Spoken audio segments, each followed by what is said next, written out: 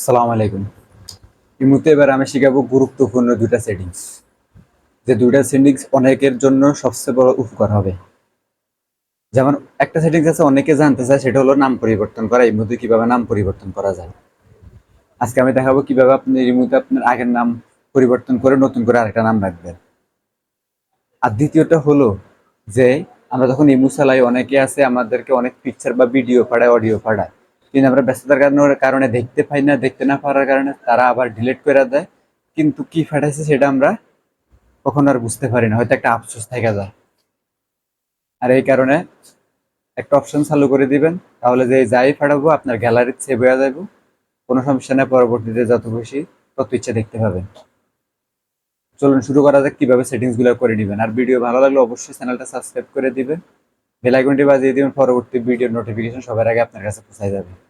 আর অবশ্যই like comment করে দিবেন যাতে পরবর্তী ভিডিও বানানোর জন্য উৎসাহ পায়। এর মধ্যে দুইটা সেটিংস এর মধ্যে প্রথম সেটিংসটা হলো নাম পরিবর্তন করা। এই নাম পরিবর্তন করা অনেকেই জানতে চায়, অনেকে শিখতে চায় কিভাবে ইমোতে নাম পরিবর্তন করা যায়, আরেকটা নাম দেওয়া যায়। তার জন্য আপনি প্রথমে চলে যাবেন এই যে ইমো অ্যাপ্লিকেশনে।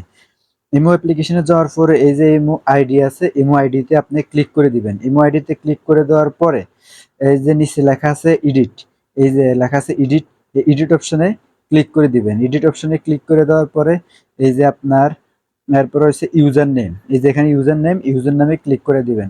ইউজার নেমে ক্লিক করে দেওয়ার পরে আপনার এখানে এই যে ইসমাইল হোসেন আছে, ইসমাইল হোসেনের উপরে ক্লিক করে দিবেন। ইসমাইল হোসেনের উপরে ক্লিক করে দেওয়ার পরে কিবোর্ড আসবে।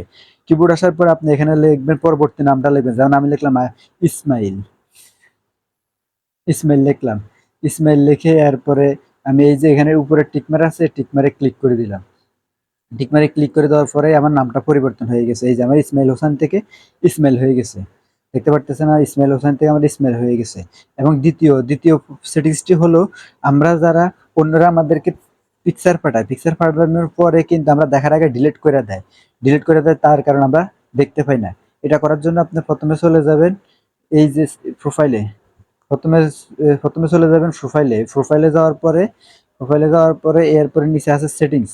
এই যে সেটিংস অপশনটি আছে, সেটিংস অপশনটিতে ক্লিক করে দিবেন। সেটিংস অপশনটিতে ক্লিক করে দেওয়ার পরে একদম নিচের দিকে দেখবেন এই যে স্টোরেজ অ্যান্ড ডাটার মধ্যে ক্লিক করে দিবেন। স্টোরেজ অ্যান্ড ডাটার মধ্যে ক্লিক করে দেওয়ার পরে এই যে এখানে আরেকটা সেটিংস আছে, অটো সেভ ফাস্টার সার্ভিস, এই যে এখানে এই জায়গায় ক্লিক করে দিবেন।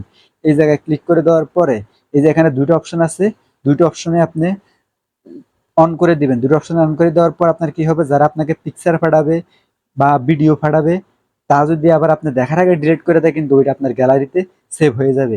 এই যে আমি এখানে দুটো অপশনে অন করে দিলাম। এখন যেই আমাকে যে কিছুই পাঠাক আবার ডিলিট করে দেয় আমি দেখার আগে, তা আমার গ্যালারিতে সেভ হয়ে যাবে।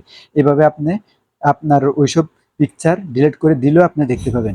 ভিডিও ভালো লাগলে অবশ্যই চ্যানেলটি সাবস্ক্রাইব করে দিবেন, বেল আইকনটি বাজিয়ে দিবেন, পরবর্তী ভিডিও সবার আগে আপনার কাছে পৌঁছায় যাবে। এবং অবশ্যই লাইক কমেন্ট করে দিবেন যাতে পরবর্তী ভিডিও বানানোর জন্য উৎসাহ পাই। আল্লাহ হাফেজ।